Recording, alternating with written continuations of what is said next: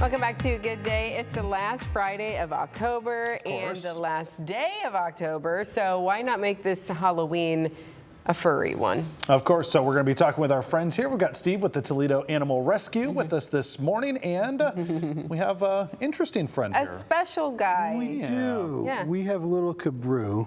Cabrew. Yeah, he apparently it's a video game named Cabrew. His siblings Senshi and Namari. And if your kids are gamers, you might know. Yeah, you would know that. I have no clue. I don't either. But his story is a little more unique than others. When they come in, he came in with a really bad left eye. It's thank goodness it's harder to see now. But he had a perforated cornea. So we've been healing him up, giving him treatment that he needs, but he's going to have that eye removed here in the next couple of weeks. Now that he's big enough to really do well in the surgery. But as you can see, he's a really calm guy. Yeah, he seems really sweet. He's dealing with it okay. I'm hesitant to not touch him, but yeah, we don't want him going under the couch. Not seeing that there's a cliff right there. On here. You obviously animals of all shapes and conditions is what you take in. Absolutely. We the ones that need the extensive medical care, we're able to provide that. We have a fund called the Faith Fund that helps us offset those unexpected expenses. But yeah, we try not to turn very many away. Sure.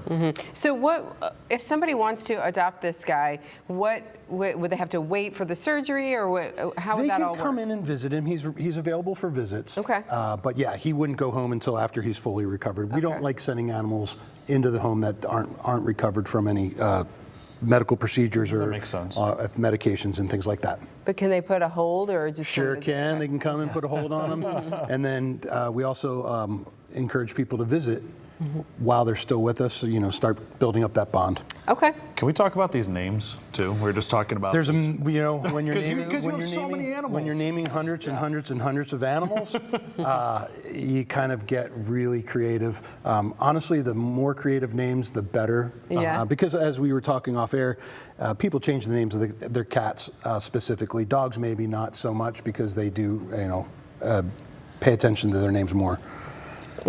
So you really have to. Cats just say, "I'm the queen," so leave me alone. It's true. Right. Yeah. Hey, also, it is Halloween, so I wanted to mention, black cats are kind of a thing. Yeah. Do you have any adoptable right now, or do you find that they're still hard to adopt? No. Okay. We've been fortunate that all of our cats they do go out, and yeah, we have black cats, we have orange cats, we have tabby cats, we have Persian, we have long hairs, we have short hairs, we have, you name it. We have all of those, all the different ones. Good, but I'm glad to hear that they're not as difficult to adopt. I didn't think about that. They used to be. Do people were hesitant at one time? Oh. There's that myth that people want black cats to do nefarious things around the holiday or around Halloween, and I don't know. We don't see it. People still claim that happens, but we don't see it. They don't start walking on those ceilings and the walls or anything. We don't get it. They are cats. They do walk. We don't get a run on people wanting to adopt black cats to do bad stuff. Okay, good. Okay. Well, this guy is one of many that you have though available. What else do you guys need right now? What's going on? With the trying times we have. Yeah. People are suffering a lot, and our food pantry gets so many calls. We can't keep food on the shelf. We want to help people keep their pets in their home, especially when they're down, when they're financially down. Sure. When they have, they're having issues. One of the worst things is to take away something that makes them happy, that gives unconditional love. And for us, the way for us to give back to the community and keep animals in the home, which keeps them out of our facility, is to offer pet food. And it's only getting worse, especially as the holidays are coming. Yeah. We don't want people to make the choice between feeding themselves, their kids, or their pets. Everyone should be able to eat. What's the best way somebody could help? They could drop off food. We need more dry food than wet food. Okay. Cat food, dog food, we take it all. Doesn't matter the brand. The people who come in are so appreciative and are so in need.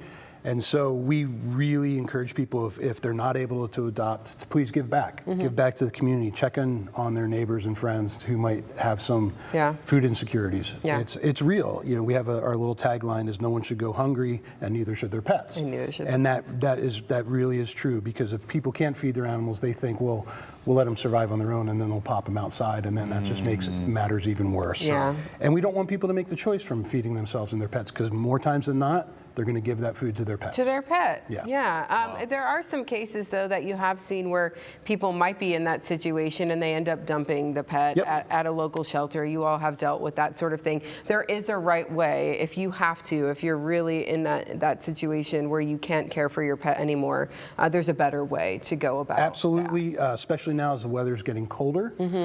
We don't want people just to put a kennel outside because we have no idea how long they've been there. We don't know the history of the animal. We don't know if they've had vet care. We don't know anything about them. And so we're starting from just a blank slate, and we're just kind of guessing what's going on with the animal. So if you know at least a little bit, you're like, hey, we understand your situation, we'll take them. Yes. But if we we'll can do know our a little best. bit of background. You know, we're just like any other organization here. We're perpetually at capacity, but we also are getting more and more animals adopted.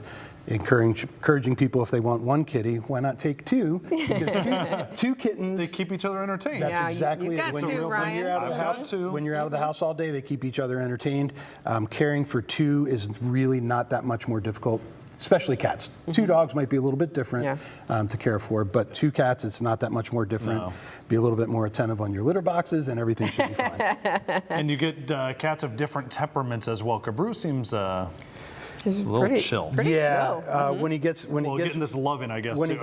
he gets in with his siblings, he's definitely more kitten. Okay. I think the bright lights and being out is really kind of Being a little more shy. he's being a little shy. Sure. Yeah. Well, you can fill out an application with Toledo Animal Rescue and get working on that, whether it's Cabru here or one of the many others you have. Get online, get that app going, right? And if you are looking to donate this time of year, please give us a call. Very good. We'll be glad to talk with you and see what we can do to help you help us. Very good. All right. Thank you.